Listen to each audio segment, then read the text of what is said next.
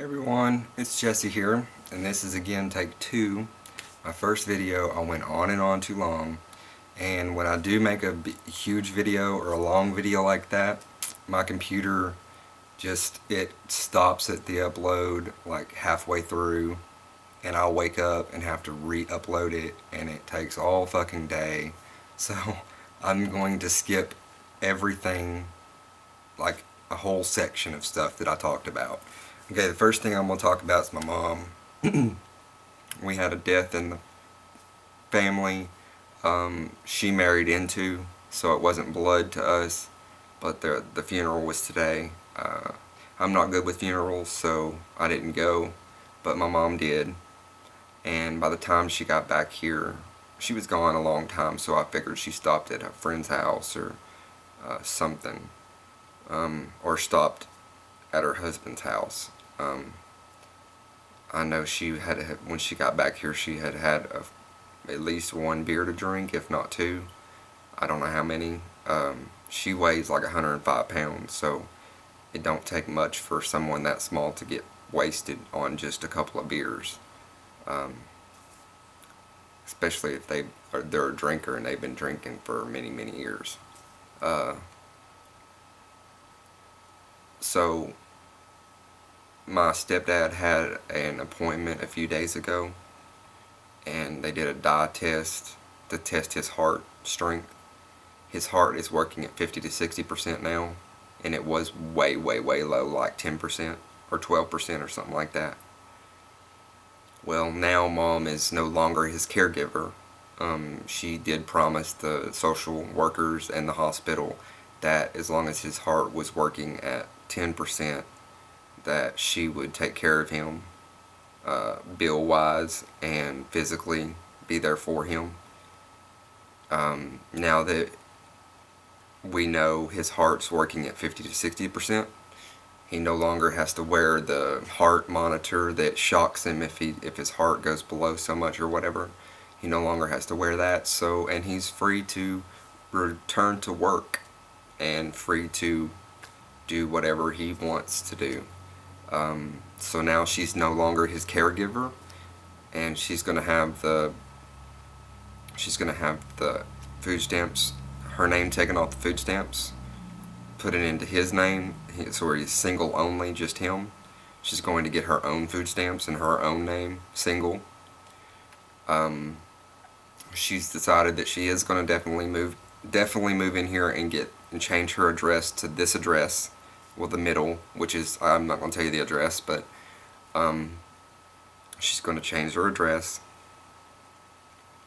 Since she's no longer his caregiver, and today was really her last day dealing with him, or wanting to deal with him, she said she was time for a night out, a girl's night out. So right before dark, she had probably 20 minutes to make a 20-minute drive to get to wherever she said she was going. She wouldn't tell me exactly where she was going or exactly the name of the girls she was going to hang with or do whatever with. But she did grab a set of clothes and sleep clothes and that jazz, so I'm not expecting her back tonight. However, she didn't call me. It's been over, I don't know if I've said this or not, but it has been well over an hour since she left, and she hasn't called me. She told me she would call me as soon as she got to her girlfriend's house. So she hasn't called me, and I'm worried that she got pulled over because her lights on her back of her truck don't work right. Her park lights or her license plate lights or her brake lights. She has to hold the brake down for the lights to work. So I don't know if she got pulled over. I don't know if she made it. Maybe she did. Hopefully she did. I haven't got a call. Okay, second subject. Mom went shopping yesterday and bought a whole bunch of stuff. She took my list but didn't pay attention to my list because, like, for one thing, sugar, I asked for sugar. She didn't buy any sugar. I asked for other things. I didn't get those things. And I sent cash with her. She brought back the cash, but she didn't bring back what I wanted. One thing she bought was a 3-foot long pork loin. Like, we can't cook a 3-foot long pork loin in my oven. We have nothing that would hold a 3-foot pork loin.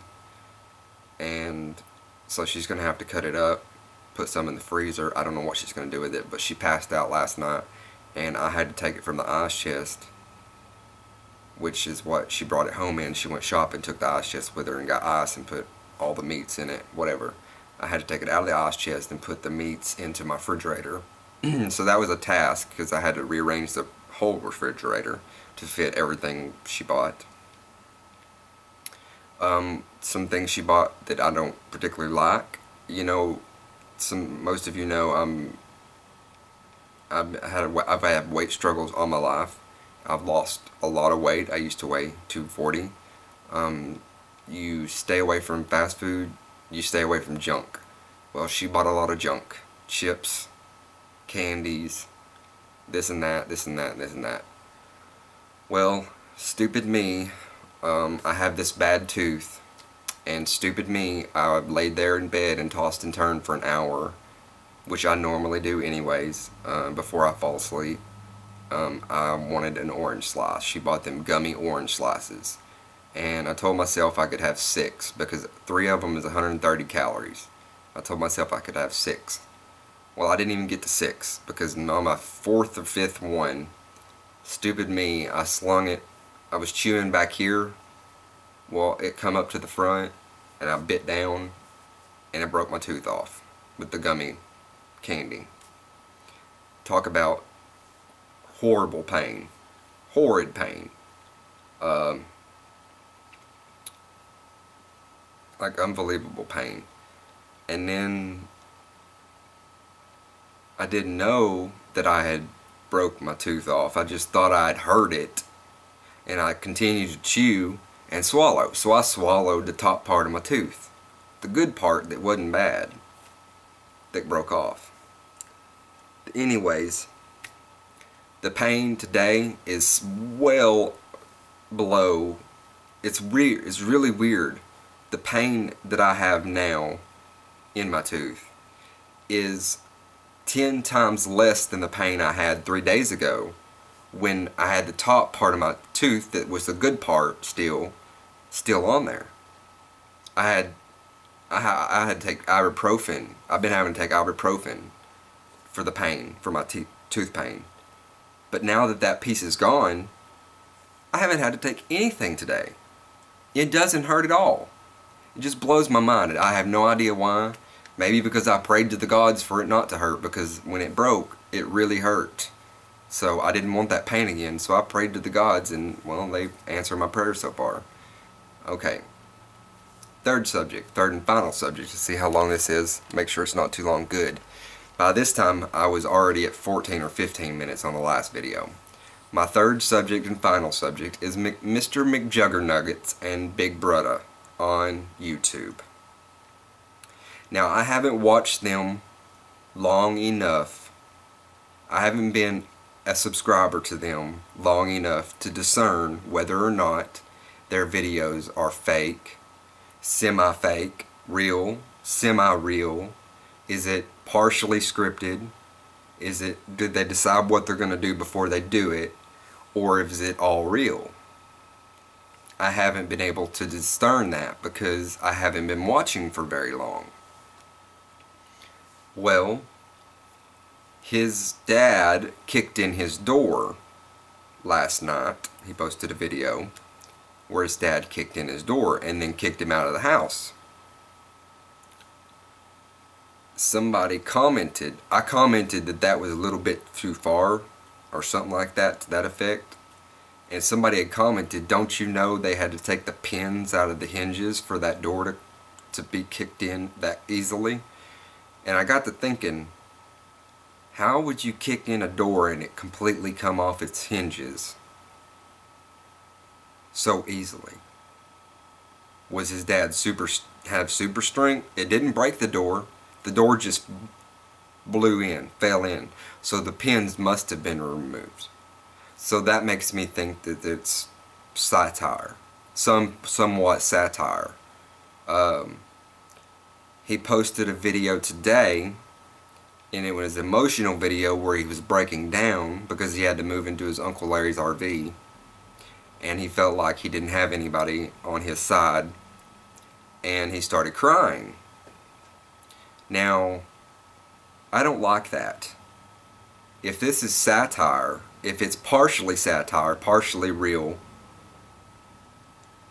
it's somewhat of a good play. But for the most part, for the most part, people think this shit's real. Like, I thought it was real. I thought everything they put out was real that I've seen, because it's so good. It's that good. They're that good. I don't know if the whole family's in on it. I don't know if it's 100% fake, staged. But I do know that they have 1.8 million subscribers on McJuggerNuggets. They have 1.8 million subscribers. And most are probably very young. I'm going to say most of them are probably young teenagers or young adults.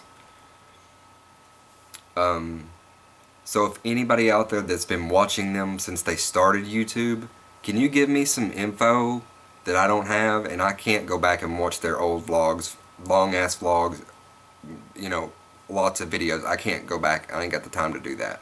I got enough to do with 316 subscriptions that I have now. I have enough YouTube to watch. I can't go back and watch that stuff. So if anybody out there that has been watching them, please give me some info. I want the truth, what you think too. So I want the truth to come out. Now, when you want to talk about Kid Behind a Camera, the Angry Grandpa Show, I've been with them since they began for years and years and years and years and years. And I know for a fact that it's partially satire.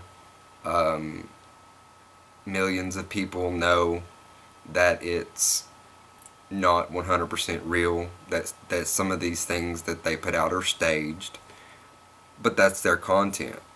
I get that. It's good view. It's good content. It's really good content.